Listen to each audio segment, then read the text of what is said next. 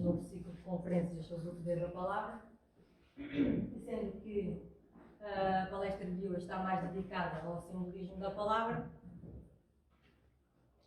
Convém explicar então o porquê das palavras serem consideradas um símbolo, além de objetos, além de esculturas, além de quadros terem em si simbolismos. A palavra em si representa um conceito, uma ideia, um objeto físico, ou seja, ela própria é símbolo de alguma coisa.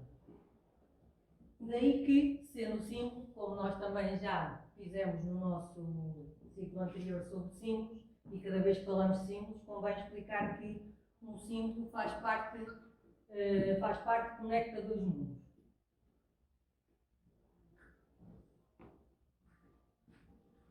Agora assim já.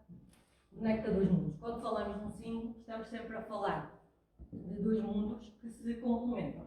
Ou seja, ao lermos um símbolo, ou um símbolo, uma palavra, há sempre uma parte que toca o mundo mais do profano, mais do terrestre, mais do mundo material no qual vivemos, ou seja, no caso de uma palavra, será uma leitura da palavra mais literal, digamos assim dizer. Mas essa mesma palavra foi criada a partir de uma raiz, a partir de uma essência que está ligada ao sagrado. Ou seja, há uma intenção por trás de cada palavra e da forma como foi criada.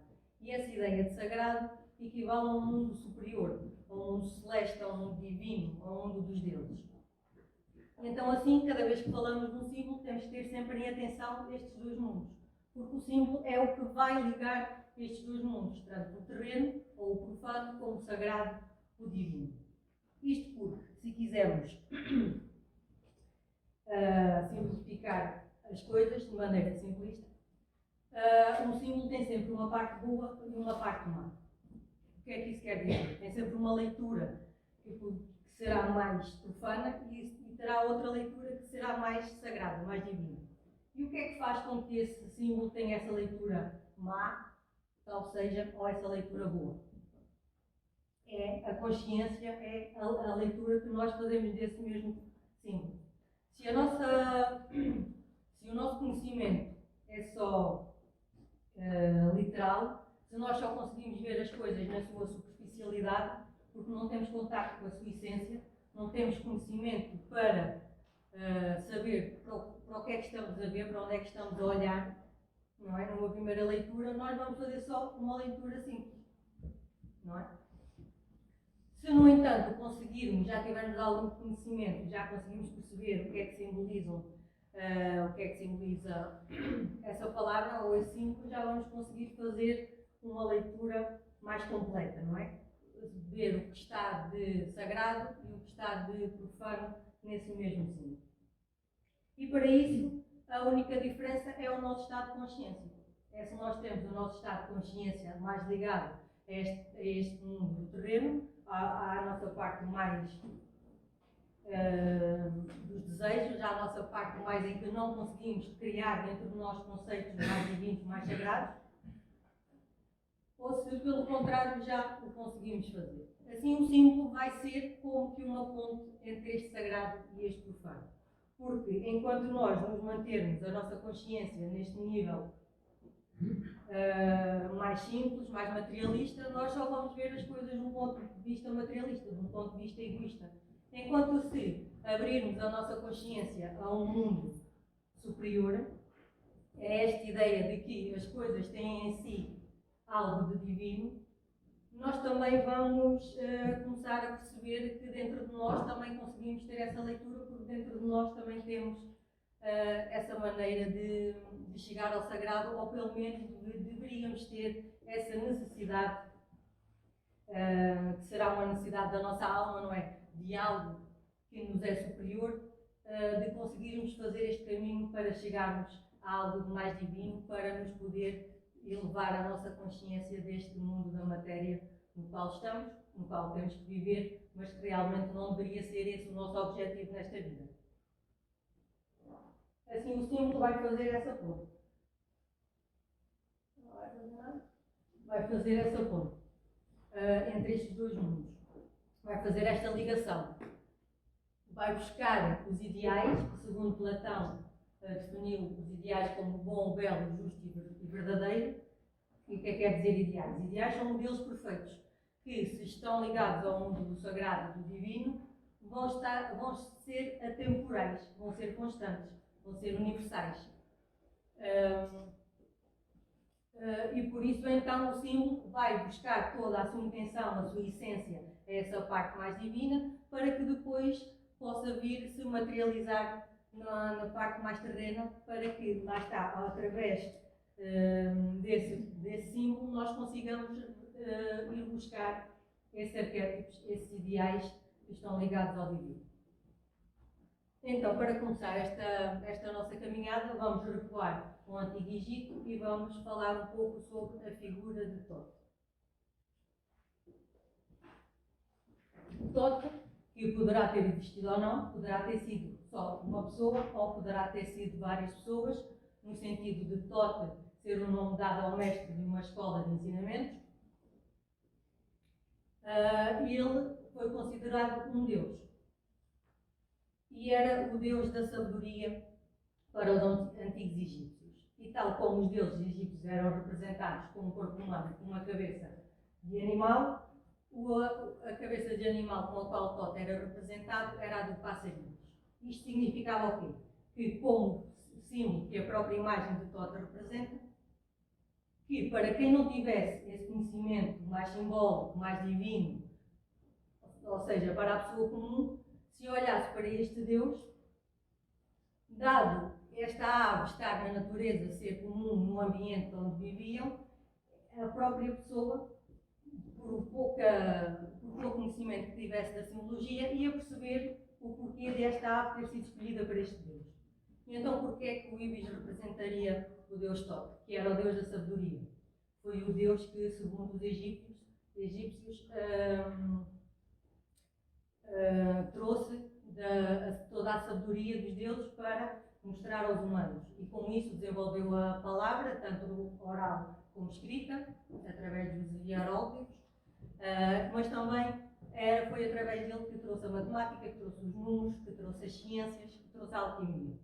E então, isto está tudo representado naquela ave e principalmente no bico daquela ave.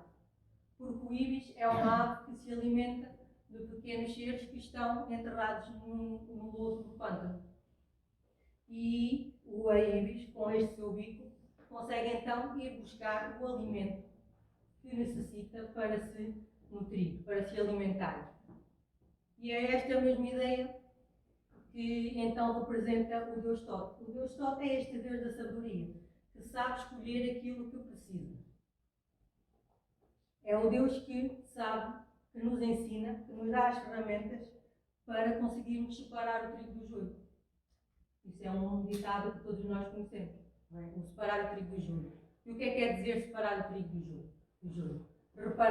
Separar de uma amálgama de coisas aquilo que só nos interessa, aquilo que nos faz falta, aquilo que precisamos para nos nutrir, seja no sentido mais literal, de alimentar o nosso corpo, mas também no sentido mais simbólico, no sentido de nutrir a nossa alma e aquilo que ela precisa então para fazer esta caminhada para se unir com o divino.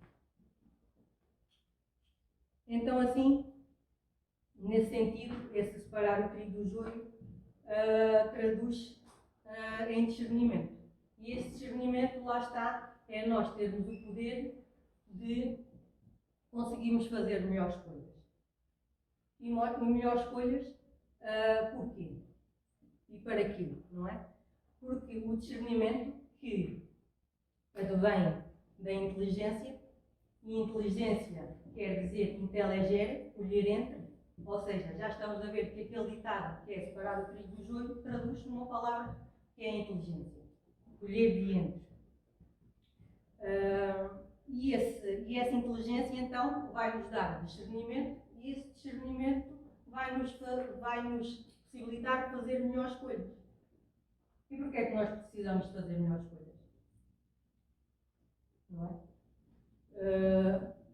Sendo que escolhas é uma coisa que nós fazemos há estudos que comprovam milhares de vezes ao dia. Temos que escolher entre um caminho ou outro. Desde que acordamos, aquilo que vamos vestir, aquilo que vamos tomar pequeno almoço, se não o que vamos fazer durante o dia, mas a forma como vamos reagir durante o dia, não é? Porque todos temos a fazer. E a ideia de conseguirmos ganhar inteligência para fazer melhores escolhas é para conseguirmos acelerar, digamos assim, o nosso caminho, ou melhor, aproveitar o nosso tempo, a nossa energia, porque se conseguimos escolher cada vez melhor e cada vez mais rápido, vamos fazer cada vez melhores escolhas e vamos cada vez conseguir fazer o nosso caminho mais acertado, não é? Porque, além dessas escolhas, muitas vezes também se calhar já se depararam com essa situação, em que nós temos que fazer a escolha, mas como não nos sentimos capacitados para fazer a escolha agora, vamos adiá-la. E adiar uma escolha é perder tempo, é perder energia. Enquanto podíamos decidir aqui e agora qual era a posição que queríamos tomar, não vamos deixar essa decisão para um futuro. E depois, lá está, essa pedra que apareceu agora no caminho vai crescendo, porque a dificuldade vai aumentando, não é? Esse problema vai aumentando porque nós não tomamos agora assertivamente conta dele. E ele vai crescendo porque as coisas crescem, não é? É a própria da natureza, as coisas vão evoluindo e as coisas crescem. E então aqui este Deus Tote, como diz aqui neste texto, eu sou Tote, o Deus do direito e da verdade, além de toda essa sabedoria, também estava ligado àquele que julga com justiça por Deus.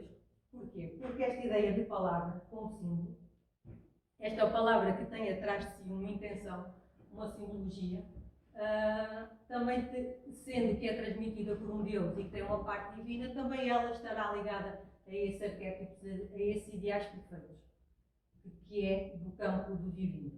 E, por isso, Tote também era escriba de uma deusa que era a deusa Maat. E essa deusa Maat era o conceito de justiça para os antigos egípcios. E Tote não era menos, mesmo sendo Deus, não era menos que ninguém para que não tivesse que responder a Maat. E então ele era o juiz das palavras na sua essência, aquele cuja palavra triunfa sobre a violência. E eu empurrei as nuvens para longe, espalhei a brisa do norte sobre Osíris. Esta simbologia aqui de Osíris é que depois Tote vai ser realmente este juiz no final da vida de cada pessoa, no sentido dos egípcios. Porquê? Porque a pessoa, ao mover, ia apresentar o seu coração a Tote, que tinha apontado tudo, se as suas palavras, se as suas ações tinham sido justas. Não é? Como conceito, como arquétipo que vimos que o Platão também definiu. E assim, se a pessoa tivesse o seu coração mais pesado do que a pena de Maat, que era a deusa da justiça, que era representada com umas asas, nessa ideia de se conseguir elevar, de ser mais leve que o ar, conseguir voar, conseguir tocar mais de perto a essência divina, se o coração da pessoa fosse mais pesado do que a pena, era devorado por um monstro. Se fosse mais leve do que a pena de Maat, então tinha esse privilégio de se encontrar com Osíris, que era o Deus máximo dos antigos egípcios. E então, assim, nessa ideia, essa ideia de que, sendo o coração para os egípcios de onde saía esta palavra, de onde saía todo este conceito, de onde partia as ações que nós tomávamos, também a importância que este peso do coração tinha, que era representado no livro dos mortos e que Tote era a figura principal. Por isso aí logo vemos que a palavra em si tem poder. E quando nós entendemos o poder da palavra, se calhar achamos que o poder da palavra está no outro, naquilo que o outro nos diz, naquilo que o outro consegue fazer. Mas, primeiro que tudo, o poder da palavra é nosso. Porque a palavra sai de nós no sentido de ser a consequência, de ser a materialização de um pensamento, de uma ideia, de um sentimento nosso. E convém que, se nós ao criarmos uma palavra, ou colocarmos algo no mundo, que esse algo seja o melhor possível, não é? Que tenha uma causa, que tenha uma essência a melhor possível. Assim também, não é? Para que quando nós estamos a colocar essa palavra em ação, nós consigamos perceber que tudo parte de nós, que esse tal poder está dentro de nós.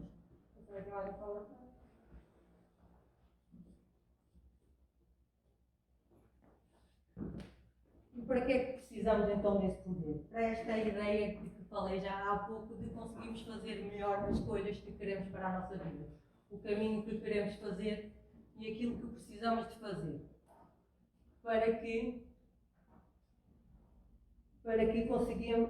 consigamos atingir aquilo que se calhar é uma palavra que muita gente gosta, que é muito bonita de dizer, que toda a gente pretende aceder a ela, mas que no fundo é muito difícil de alcançá-la porque existe trabalho, que é a liberdade. Não é? Porque nós se calhar andamos durante todo o dia a dizer que eu agora não posso porque não me deixam, agora não posso porque tenho trabalho, agora não posso porque a minha família precisa de mim, agora não consigo porque, não é? As desculpas vão vir vindo sempre. E nós, toda a gente almeja esse conceito de liberdade, mas realmente é difícil trabalhar por ele, é difícil lutar por ele. E sim, é sempre uma luta porque é sempre um combate entre aquilo que queremos fazer, que é fruto dos nossos desejos, daquilo que quero, que me apetece, que é só para satisfazer umas necessidades momentâneas que nós temos, e aquilo que devemos fazer. E o que devemos fazer, o que é o nosso dever, lá está mais ligado a esse plano superior, em que aquilo que realmente é necessário fazer para que possamos ajudar o outro e para que possamos fazer o nosso caminho. E nessa ideia então de dever, de escolher, de fazer melhores escolhas, lá está, essa ideia de liberdade, o que é que entendemos então por poder, por termos liberdade? É essa liberdade de nós conseguirmos pensar, de podermos sentir e depois de poder atuar tal como queremos, tal como pretendemos. Como pretendemos, desculpem. Mas lá está, mas nós também já parámos para decidir aquilo que queremos, aquilo que pretendemos. É porque simbolicamente também há esta ideia de que o homem foi construído a partir do barro. E como o barro é como, e a partir dessa construção é como que um vaso.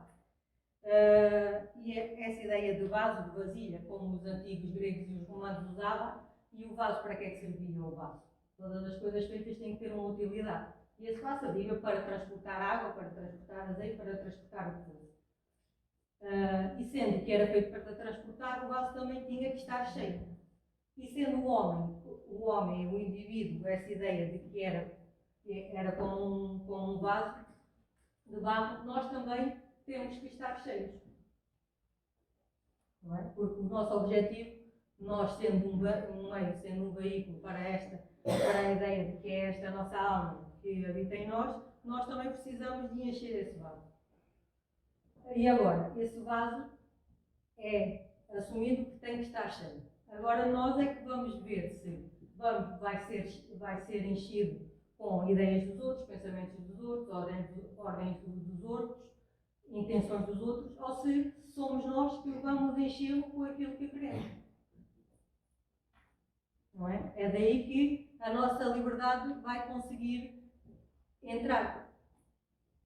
Aquilo que para a sabedoria oriental se chamariam de livre-arbítrio. Ou seja, nós temos um caminho que temos que fazer, realmente temos compromissos com a nossa família, com o nosso trabalho, com a sociedade onde estamos inseridos, com o qual nos estamos comprometidos e o que temos que fazer, mas realmente há ali uma parte em que nós podemos começar a trabalhar, começar a conquistar a nossa liberdade.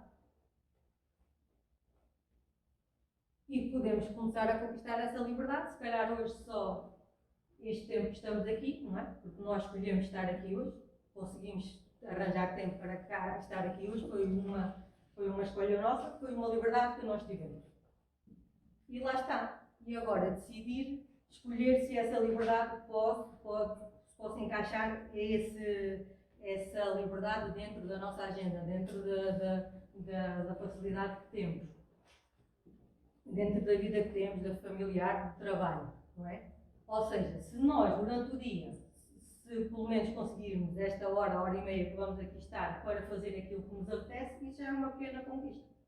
Já é uma pequena vitória. Já estamos a encher o vaso, já estamos a tirar algo que não nos faria sentido e já estamos a pôr algo dentro desse vaso que vai de acordo com os nossos valores, com os nossos ideais, com aquilo que queremos construir, com aquela curiosidade que deverá ser inerente ao homem, à nossa alma humana, esta curiosidade de saber mais, de nos cultivarmos, de aprendermos mais, para lá está, para que com as ferramentas com que o Deus Tota nos mostrou, através da palavra escrita e falada, através do estudo das ciências, através do estudo da matemática, tudo isso são caminhos que nos podem levar a subir, a tentar tocar novamente o divino, que será daí que todos nós teremos vindo. Porque uma das palavras, uma das frases que nós usamos muito na Nova Acrópole e que está associada a Sócrates, mas que estaria inscrita no templo de Delos na Grécia, é o conhece-te a ti mesmo.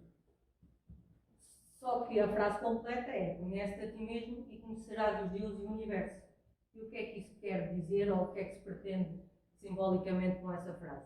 É que nós realmente temos que estar aqui no nosso mundo terreno, porque é onde estamos no presente e só podemos atuar no presente. Mas a nossa alma terá vindo desse mundo superior e precisa de regressar a ele. Tem essa necessidade, tem essa curiosidade de saber achar o caminho de volta. E estas ferramentas que o Tote nos mostrou são esse caminho que é necessário fazer de volta. É por aí que se conseguimos novamente atingir o divino. E através do conhece-te a ti mesmo, e essa inferência que se nos começarmos a caminhada, lá está, temos que começar a caminhada por aquilo que conhecemos, ou pelo menos aquilo que é mais perto de nós, o que é mais perto de nós do que nós próprios, não é? E muitas vezes achamos que muitas vezes achamos, ou uma parte das vezes achamos que o outro é que devia fazer, é que devia dizer, é que devia se comportar assim, quando nós próprios não temos esse domínio de nós mesmos. Por isso esta caminhada do conhece a ti mesmo, para depois, eventualmente, conhecermos tudo o resto, é também uma própria das leis que o nosso amigo Todd também nos deixou. Uma das suas 7 leis herméticas, que ele depois também passa a ser conhecido como Hermes Trismegisto, ou seja, Hermes o 3 vezes grande, e uma das suas 7 leis herméticas é essa mesma, que o que está em cima é como o que está em baixo, o que está fora é como o que está dentro. E então assim, se nós, para começarmos a nossa caminhada com ponto de partida, nos escolhermos a nós, nos começarmos a perceber, a entender a nós mesmos, depois vamos conseguir fazer essa caminhada, idealmente, para conseguir compreender tudo o resto, toda a natureza, e quando falo de natureza é com um N maiúsculo, no sentido de conhecimento, de sabedoria, de verdade, tudo conceitos com letras maiúsculas, para que lá está, consigamos inferir isso, consigamos fazer a caminhada, consigamos perceber todas as simbologias que estão por detrás dessas e de outras palavras.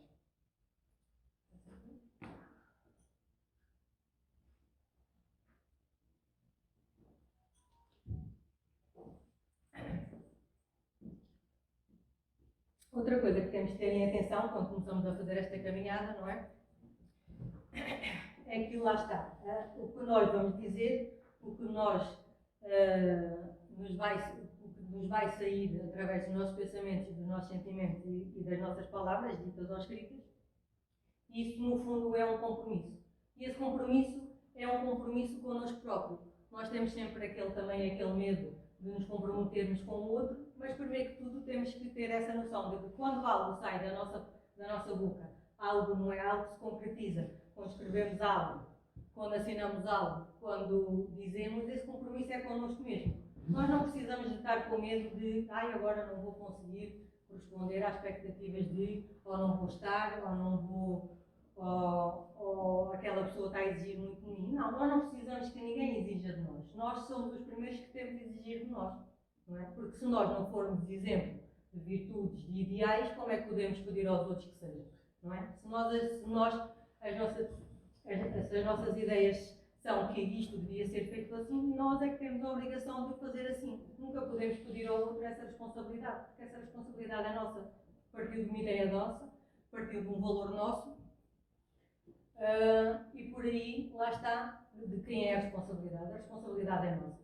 E então, por isso é que por vezes é tão difícil fazer escolhas e por isso essa necessidade das nossas escolhas serem cada vez mais inteligentes, e buscamos conceitos de há pouco, porque realmente, por cada escolha que fazemos, não é? Há uma renúncia, na mesma medida, não é?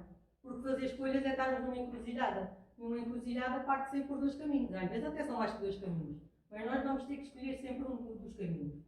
E quanto mais inteligência, quanto mais discernimento tivermos, mais fácil será escolher esse caminho. Ou pelo menos mais fácil será aceitar o caminho que nós escolhemos. Porque por vezes isso é que é difícil. Não é? Porque achamos sempre que o outro caminho é que será mais fácil, será mais bonito, teria mais gente, seria mais acompanhado, não é? Enquanto que aquele caminho, lá está. Mas todos os caminhos vão ter as suas provas, vão ter as suas dificuldades. Mas nós é que também temos que atingir um grau de maturidade de achar que temos capacidades para enfrentar aquilo que nos apareça. Não é? E isso tudo advém deste adquirir, desta sabedoria.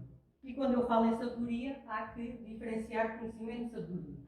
Não é? Porque o conhecimento, um exemplo muito óbvio do dia de hoje, é a internet. Está tudo lá. Ou pelo menos está tudo lá escrito, está lá tudo, colocaram lá, está tudo lá. Isso pode ser considerado como conhecimento. Mas o que está lá não quer dizer que esse conhecimento que está na internet é o nosso conhecimento. Nós podemos aceder, perguntamos ao Google o que queremos, vamos lá e lemos. Mas não é isso que faz com que o conhecimento seja nosso. O que faz com que o conhecimento seja nosso é o colocar em prática esse mesmo conhecimento teórico, esses mesmos ensinamentos que nós conseguimos ler, ver num vídeo, ou ver num podcast, não é? Todos esses ensinamentos só passam a ser sabedoria, ou seja, só passam a ser nossos, só nos tornam melhores, só nos passam a nutrir, a criar a vida interior, quando nós os colocamos em prática. Quando nós, depois de ler um texto, fazemos uma reflexão e vemos se isso vai de encontro ou não com o nosso ponto de vista.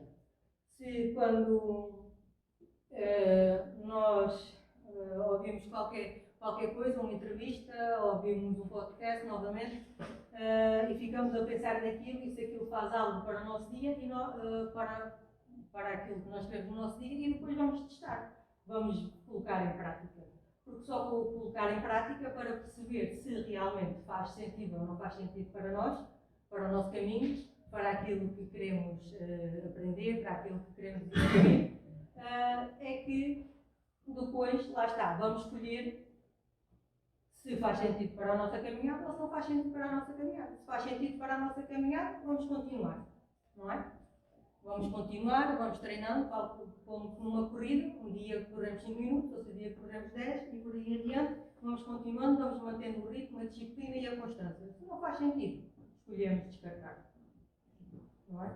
Se não faz sentido, só nos vai pesar mais, não é? Na nossa caminhada e não faz sentido andar a carregar coisas que não nos interessam, não nos acrescentam, não contribuem para a nossa felicidade, não é? Que também é outra palavra que nós também almejamos, mas também, lá está, a felicidade, quando falamos de felicidade, não é felicidade em ter coisas, em ter o carro da moda, a casa da moda, a roupa da moda, o que quer que seja da moda, mas quando falamos de felicidade e neste conceito de felicidade mais filosófica, como já dizia Aristóteles, como diziam os estoicos, quando falamos de felicidade da alma. E a felicidade da alma cumpre-se pelo cumprir do nosso dever, pelo assumir dos nossos compromissos, das nossas responsabilidades, pelo cumprir a nossa palavra, não é? Já é um conceito muito antigo, não é? De ser uma pessoa boa, de ser um homem, ser uma mulher de palavra. Logo, isso depreende que a palavra tem muito peso e tem muita importância e que não deve ser levada em vão, não deve ser dita da boca para fora, porque tem todo o seu peso. Como vimos, vai pesar depois, no fim da nossa vida, vai pesar no nosso coração. Só se nós formos uma Ageru, que era um conceito de homem justo para os antigos egípcios, é que vamos poder aceder então a esse mundo dos céus, a esse mundo mais divino.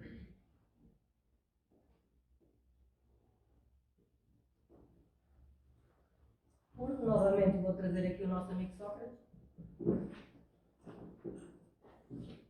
Só é útil o conhecimento que nos torna melhores. Porque lá está, nesta ideia de que o conhecer-se a si mesmo serve para iniciarmos o nosso percurso, a nossa caminhada, esta caminhada tem como propósito nós conseguirmos nos construir a nós mesmos, não é? Conseguirmos construirmos como seres humanos.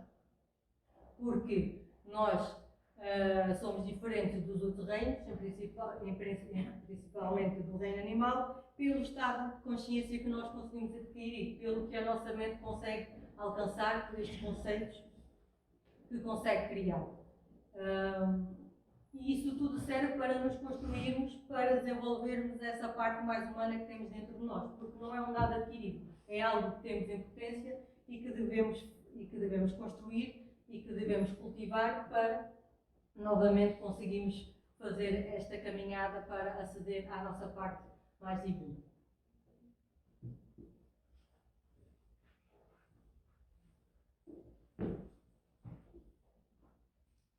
Porque lá está, porque idealmente nós, ao fazermos esta caminhada, nós temos que alinhar o nosso pensar, o nosso sentido e o nosso agir.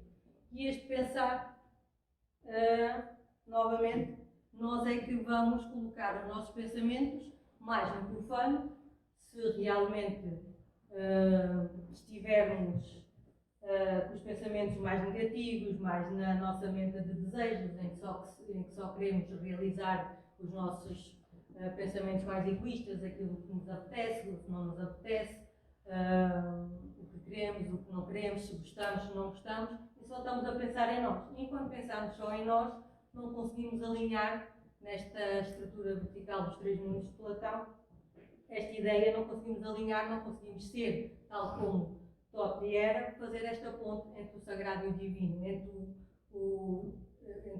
divino e o profano, em que o profano realmente também é o campo de ação. E para nós conseguirmos colocar em ação todos os nossos pensamentos, temos que ter alinhado estes nossos três mundos, do pensar, do sentir e do agir. E é esse poder que a palavra tem, de conseguir conciliar, de conseguir plasmar na matéria aquilo que os nossos pensamentos assim criaram, assim pretendem manifestar.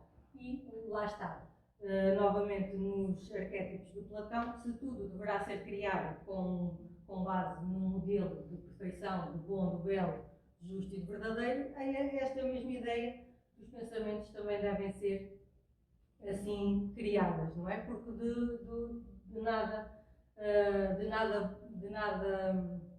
mal vai nascer algo bom. Por isso, logo à partida, tem que ser com modelos o mais perfeitos possíveis, o mais atemporais e que não estejam presos a este campo do profano, que é o campo do espaço e da matéria, onde nós realmente podemos agir, e esse agir vai nos permitir o quê? Aperfeiçoar estes pensamentos, estes modelos que, lá está, em teoria são perfeitos, mas que na prática vamos encontrar obstáculos, vamos encontrar dificuldades, vamos encontrar provas, e nós só conseguimos saber se conseguimos passar essa prova ou não quando estamos frente a ela, não é? Quando ela nos aparece e nós tomamos a decisão de a enfrentar ou não. Fazemos a escolha se queremos enfrentar essa prova, se queremos, e depois vamos arranjar as ferramentas necessárias para a ultrapassar, ou então não, e deixamos para outro tempo, deixamos mais para a frente, deixamos para outra oportunidade em que já estejamos mais fortalecidos e que realmente depois vamos aí então resolver essa prova. Sendo que lá está, já sabendo que essa prova, se não é resolvida hoje, amanhã tem um bocadinho mais grau de dificuldade, a pedra, se era uma pedrinha, vai ser um pedregulho e assim por diante.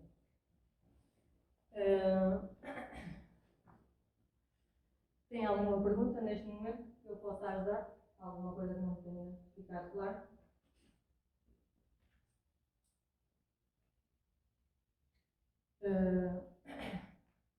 Tot então também, lá está, como eu também disse, também era a Tot atribuído o início da alquimia.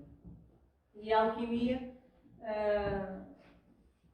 tem esta ideia, tem esta simbologia, que se lá está, numa leitura mais literal, achava-se que os alquimistas queriam transformar o chumbo em ouro, ou que assim pretendiam, ou que assim conseguiam, mas lá está, isso é uma leitura literal.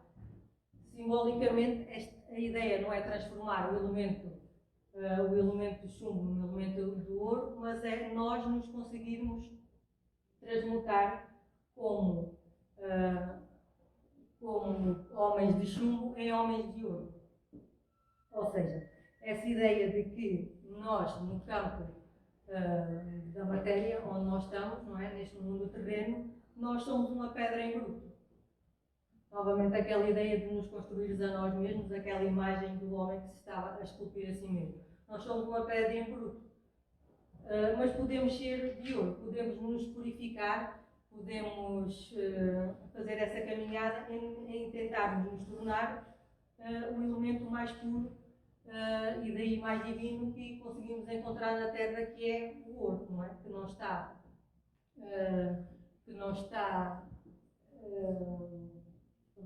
que não oxida, que não está ao sabor dos elementos, não é? Que ele em si é o estado mais puro que conseguimos encontrar aqui na Terra, contrariamente ao chumbo, que é um elemento que existe muito, mas lá está também a partir da sua cor.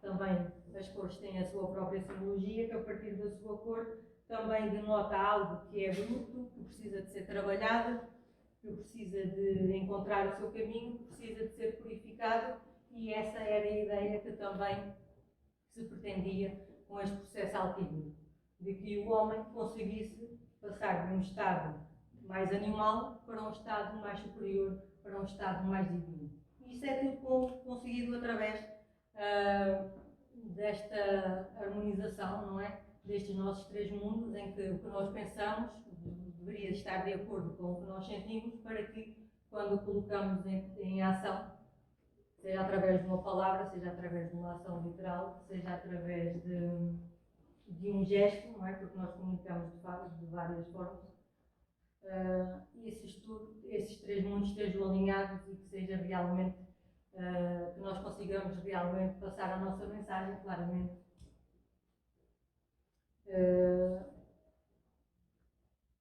Assim, claramente.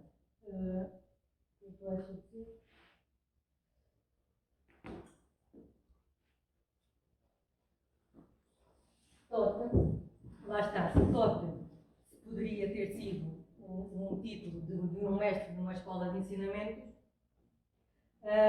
esta ideia deste conceito é que os ensinamentos nunca podem morrer, não é? São como que uma chama divina que tem que ser passada ao longo dos tempos, ao longo das gerações, de civilização em civilização. E depois este próprio conhecimento pode ter várias leituras, pode ter várias roupagens, e é isso que vemos aqui nesta linha temporal, em que Tot, para os antigos egípcios, era o deus da sabedoria, e que depois vai ter, na Grécia, vai ter o nome de Hermes, e em Roma vai ter o nome de Mercúrio. Mas todos estes três deuses vão ter em si características comuns, porque, novamente, é o fazer a ponte entre o sagrado e o profano. E ele em si, lá está, nós olhando para esta imagem de Mercúrio, vamos ver ali atributos que são característicos e que passam esta mensagem, que são as asas que tem nos pés e no capacete, que remetem também para essa mesma ideia de Tot, que tinha a cabeça de um pássaro, para a ideia da deusa Maat, a deusa da justiça, que também tinha asas de ave, porque as aves realmente têm essa simbologia de que, como conseguem voar, estão mais perto do céu, estão mais perto do divino. E fazem melhor, não é? Fazem essa ligação de serem mensageiros deste conhecimento, desta sabedoria em que há entre estes dois mundos, porque realmente nós vivemos aqui nesta matéria, mas não podemos ignorar o divino, porque assim novamente não vamos conseguir perceber, não vamos conseguir entender o símbolo, porque o símbolo liga estes dois mundos e complementa-os. Não é dizer que o símbolo só pode ser divino, ou que só pode ser sagrado, ou que só pode ser profano, porque realmente tem estas duas grandezas dentro de si. É como tudo na vida, não é? Nós, quando falamos aqui de conhecimento, o conhecimento é dar luz às trevas, é dar luz à ignorância. Ou seja, nós, à medida que vamos ganhando conhecimento e vamos criando a nossa sabedoria, vamos dissipando as trevas, vamos dissipando a ignorância que temos dentro de nós e à nossa volta. E por isso, então, Mercúrio também tem, que é o que está representado aqui na imagem, tem essa função de mensageiro, porque é quem leva a mensagem, é quem anda entre estes dois mundos, em que traz os ideais dos deuses para os humanos e leva dos humanos aquilo que eles fazem para que possam aperfeiçoar e possam ir de encontro àquilo que os deuses esperam de nós, ou pelo menos àquilo que nós deveríamos ter como propósito de vida, que seria tentarmos equiparar aos deuses, não no sentido de prepotência, não é? Mas no sentido de que se a nossa alma, como dizia Platão, vem dos deuses, também o seu sentido será que depois, lá está, de não estarmos aqui nesta terra, ela tem esta necessidade de chegar novamente aos deuses, e ela só consegue fazer isso iniciando a caminhada e se libertando destas amarras da ignorância que nos prendem aqui ao mundo material. Por exemplo, aqui os símbolos que vemos, aqui esta ideia que temos uma cobra em baixo e uma cobra em cima, não é? A cobra em baixo terá uma leitura mais profana, não é? Que a cobra arrasta-se, é um modo de se mover e arrastamos. É a mesma coisa que nós, enquanto nós andamos aqui na Terra só ligado à nossa mente mais egoísta, nós andamos só aqui a mover-nos, a rastejar, por assim dizer, não é? Porquê? Porque não conseguimos elevar o nosso estado de consciência, não conseguimos, não queremos, ainda não despertamos para perceber que existe algo acima de nós. Enquanto que a serpente que já está ali a enrolar-se no caduceu, que é como se chama aquele bastão de Mercúrio, aquela serpente já se conseguiu elevar. É a mesma situação. Se nós transformarmos estas serpentes na nossa consciência, esta serpente aqui embaixo é a nossa consciência, ou melhor, falta de consciência, não é? Em que a nossa mente está mais presa às vicissitudes da vida, em que não se quer libertar, em que ela própria não se quer libertar, porque os sinais, os símbolos estão todos à sua frente, só que nós, como não temos essa sensibilidade, também não percebemos que esses símbolos são como chaves para nos libertarem deste mundo terreno, deste rastejar. Enquanto que a serpente de cima já é a serpente que se conseguiu elevar, não é? Já é um estado de consciência desperta, onde nós realmente percebemos que somos muito mais, não é, do que este corpo, do que esta vida de chatices, de problemas, de trabalhos no sentido o trabalho que temos no dia a dia, não é, que nos rouba, que achamos nós que nos rouba tempo, que nos rouba a tal liberdade e que temos que fazer, temos que cumprir, mas é como que um castigo. E aquela cobra ali já se elevou, e depois normalmente este caduceu também é simbolizado pelas duas cobras que se entrelaçam. Ou seja, o símbolo, quando a cobra está cá em baixo, está ligado ao profano, quando as cobras estão lá em cima, estão ligadas ao divino, e também simbolizam a unidade e a harmonia, porque as duas cobras vão se entrelaçar e vão seguir este seu caminho de ascensão. E este é também o caminho que, pelo menos, a nossa mente, não é? Não vamos agora sair daqui todos a voar, mas que a nossa mente deverá fazer. E como é que a nossa mente, a nossa consciência deverá fazer? E como é que ela consegue fazer isto? Através de ideais. Nós temos que escolher um ideal ao qual nos queremos dedicar, ao qual servirá como uma luz no farol. E a luz no farol serve para nos guiar, não é? Porque enquanto nós estivermos só a aqui nos desejos do quero, não quero, gosto, não gosto, apetece, não apetece, tenho que fazer porque sim, não vamos estar, não vamos estar a conseguir chegar, não é, a esse caminho, não vamos conseguir ter uma luz, ter um farol que nos guie e que realmente vá de encontro àquilo que nos propomos fazer, ao ideal que queremos promover, àquilo para o qual temos de trabalhar. Escolher um ideal, todo o caminho que temos que fazer para o alcançar é através da prática das virtudes. As virtudes são aqueles papelinhos que vocês escolheram. Normalmente a virtude é um caminho, não é? É uma ferramenta para o qual se consegue atingir o ideal. Porque se o ideal está ao nível dos deuses, nós já vimos que, ao nível do divino, já vimos que depois há sempre um Deus, há sempre alguém que nos traz uma ferramenta que nos ajuda a fazer esse caminho do profano para o divino. E essa ferramenta são essas virtudes que nós temos que trabalhar.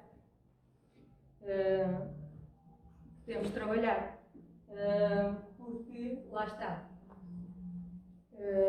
só através da prática dessas virtudes é que vamos começando a despertar, a ganhar consciência e a perceber aquilo que realmente tem esta virtude, não tenho, preciso trabalhá-la mais, preciso trabalhá-la menos. É por aqui o caminho que devo fazer e depois, à medida que vamos trabalhando uma virtude e outra virtude, vai aparecer, começamos a perceber, a ganhar consciência que temos que abrir, lá está, o nosso leque de virtudes, porque todas elas depois agregam-se e fazem como que um trabalho conjunto e, à medida que vamos conquistando dentro de nós essa virtude, é como que um construir de uma vida interior em que vamos nos fortificando. É como que as virtudes são como tijolinhos que vão construindo uma muralha, não é? Em que nos vamos fortificando, em que vamos criando uma fortaleza, não para, a ideia não é não deixar ninguém entrar, mas sim deixar entrar só aquilo que nós queremos que entre, não é? Novamente a ideia do vaso, se nós não protegemos aquilo que entra dentro da nossa alma, não é? Aquilo que nos alimenta, aquilo que nos nutre, nós depois também não vamos ter vontade própria, não vamos ter peso na matéria, não é? As coisas vão entrando em catadupa e nós nunca vamos ter poder sobre isso, que é tudo o contrário àquilo que eu estou aqui a tentar dizer, não é? Que nós temos o poder em nós e que temos esse poder de construir, através de virtudes e através de um ideal, construir uma fortaleza dentro de nós que nos dá esse poder de conseguirmos agir, de conseguirmos pensar, de conseguirmos sentir de acordo com aquilo que são os nossos ideais, que são os nossos valores, que são os nossos propósitos. Que será isso o fim último do que será esta nossa caminhada, caso assim o entendamos fazer.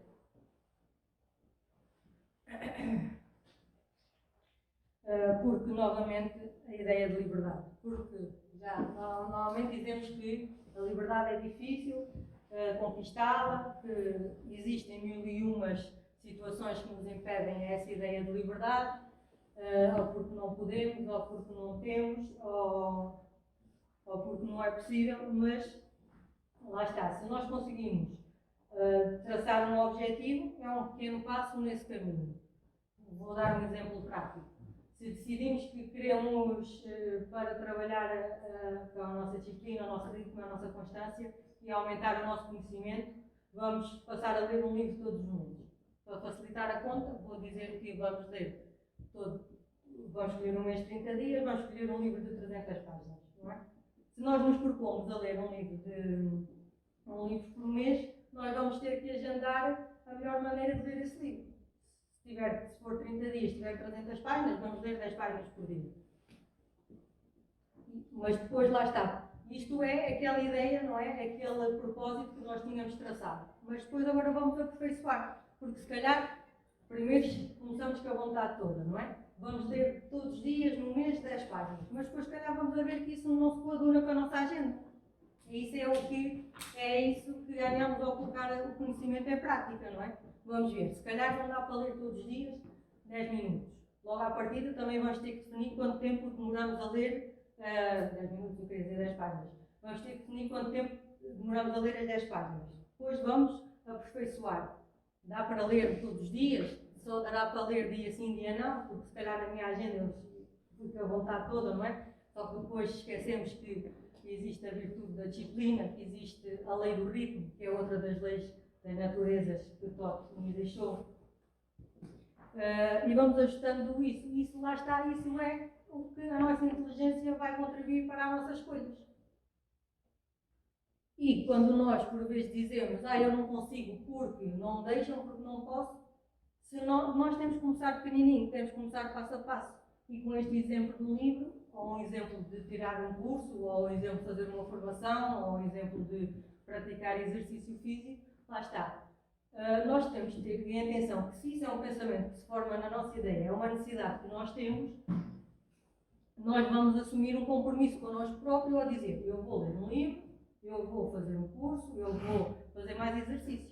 E lá está. E é um compromisso connosco, não é com mais ninguém. Porque nós não precisamos de ninguém para nos cortar as pernas. Porque nós próprios fazemos isso perfeitamente. Não é? Nós próprios nos autossabotamos. Porque somos os próprios a dizer que vou ler um livro todos os meses, mas depois não estamos a fazer aquela escolha, não estamos a tomar aquela decisão com a inteligência. Porque não medimos o horário que temos, as possibilidades que temos, a agenda que temos, os outros trabalhos que já temos, com os quais já estamos comprometidos, porque não temos, lá está, uma visão real, não temos um ponto da situação, porque não nos conhecemos a nós mesmos e as nossas limitações e as nossas capacidades, ou faltas delas, e quem diz isso para ler um livro, diz isso para qualquer outro contexto na vida, não é? Mais literal, mais subjetivo.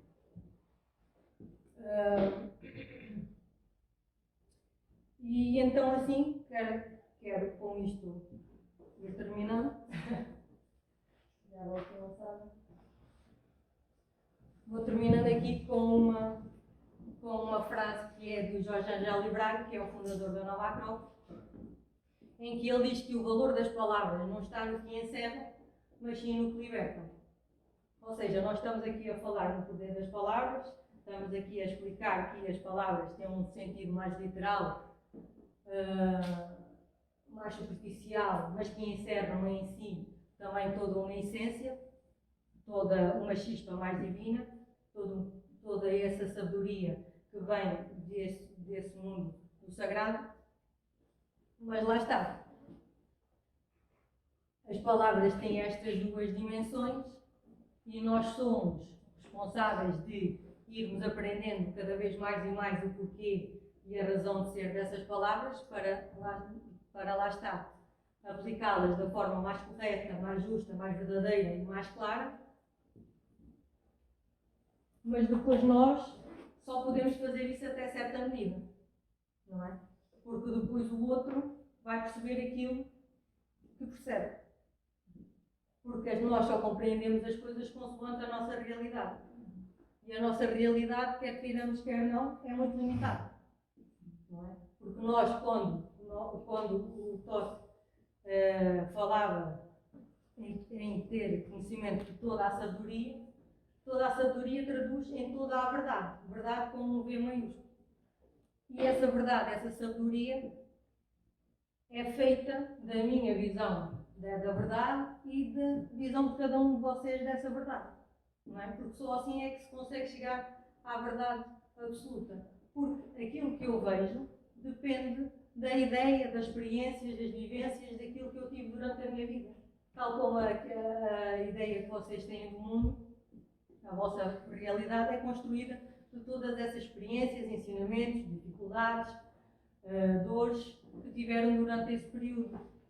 Porque esta ideia do poder das palavras, lá está, é conseguir levar à ação. Primeiro levar-nos nós à ação e depois levar aos demais, como aquela imagenzinha de um fósforo, não é?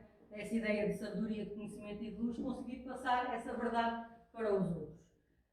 E essa verdade só se consegue passar, só se consegue partilhar quando nós conseguimos acender a chama do outro, não é? E com estas palavras, eu aqui estive a dizer, com esta ideia de conceitos,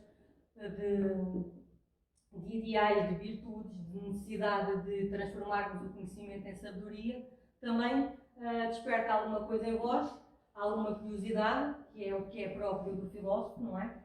e nós estamos aqui como escola de filosofia, e o filósofo é aquele que ama, que procura a sabedoria, que procura a verdade, que também possamos passar esta chama a vocês, e naquilo que a Nova Acrópole, como escola de filosofia, vos possa ajudar na vossa caminhada, disponham, porque nós fazemos esta caminhada através destas palestras, através dos nossos livros, das edições Nova Acrópole, que também foi um livro que brevemente irá sair, traduzido em português, que deu um mote a todo este ciclo de conferências, que o livro se chama Ensaio sobre as Palavras e que será editado em português no próximo mês, através dos nossos cursos, onde nós vamos iniciar no próximo mês uma nova turma e vamos ensinando todos estes conceitos com ritmo, com constância e com disciplina, não é? Que é próprio do discípulo, e em que vamos também ensinando estes conceitos para que possam ser assimilados e que possam fazer deles vossos, para que vão construindo a vossa caminhada e vão também assimilando toda a vossa sabedoria, à qual têm direito, só têm para isso fazer o trabalho e fazer o esforço. E fazer o esforço para, lá está, para não desistirem, para manterem toda esta persistência, que é uma palavra que se usa muito nos dias de hoje, que realmente é preciso persistência, é preciso trabalho e é preciso disciplina para nos conseguirmos elevar desta parte mais material e tentar aceder a toda a parte divina, toda esta chispa divina que temos dentro de nós.